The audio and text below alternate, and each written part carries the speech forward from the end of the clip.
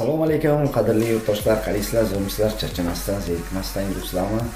2-3 kun bo'lib qoldi, bir biratimiz prokuraturaga borishmi, qayerga nima qilishdi, xullas qayerga zaявleniya yozishdi, qiynalayotgan ekanlar, shunga murojaat qildilar. Shu biratimiz bilan bugun uchrashamiz. Shu narsalar haqida ozgina o'tashni qilamiz.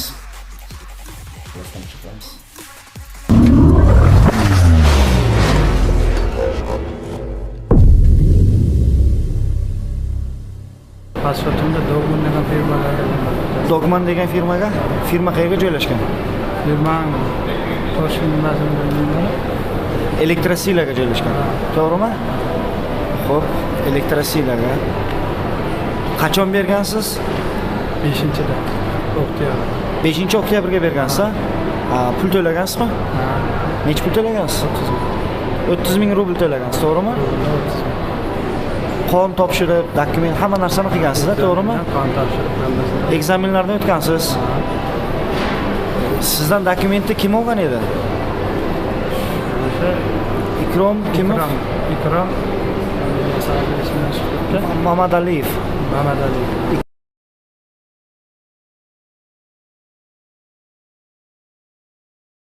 Keyin nima bo'ldi? Shu telefon qilib unarsaq telefonni o'chirdi. Telefoni o'chir ekan, ha? Telefonlari, imoning masajlarini o'chirdi. Xullas u bolani, bu ushlangan bolalarning ichiga bor-da bu narsa, to'g'rimi bu odam? Siz dokumentingizni umuman hech qayerdan ola olmayapsiz. Biz hozir o'zingiz tanishtirmadingiz, Qoraqalpog'istondan dedingiz, ha? O'zbekiston, Qoraqalpog'iston, Vostaniya. Вот galereya. Do'stlar, hozir Inomjon bu do'stimiz bilan dokumentlarni yo'qotganlar. Shu hozir prokuraturaga boryapmiz. Xudo xolasa dalish ko'rasizlar. Qanaqa savol-javoblar bo'ladi. Do'stlar, mana shu metrodan chiqqandan reski chap qo'lga burilasizlar, mana shu kelishga tak. Mana shu yog'och eshikka kirasizlar.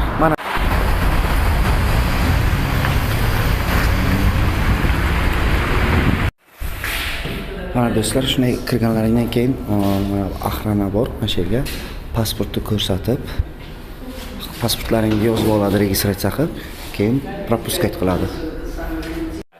Нет, тут через сайт очень трудно. Потому что вот люди приходят, которые там по-русски не могут говорить нормально, да? Ну как я. Ну понятно. Вот. Так что вот мы тогда сколько час ждали, в любом случае они должны будут появиться, они там работают, они там есть. А если что, куда нам? Прокурор? Начальник отдела, кто у них там начальник отдела? Я не знаю, я с ним не знаю. У меня же федеральное законодательство, это уголовное законодательство. Ну, пускай напишут заявление тогда. Куда нам заявление? Да. Дежурный прокурор, да? 101 кабинет, видите? Объясняйте ситуацию, говорите, если никто не приходит, хочу написать заявление. Хорошо, я понял. Это вариант, если будут рассматривать, хорошо не будет, значит. И они все равно будут рассматривать заявление. Просто она будет долго, это самое. Долго? Да, в течение 1,5-2 недели будут рассматривать. Ну смотрите, человек вообще без документа, да, а что делать в какой-нибудь ход какой-то там документ они дадут нам? Тоже у нас вот сейчас работает больше, у нас работает, прокуратура больше работает, тот же узбекский.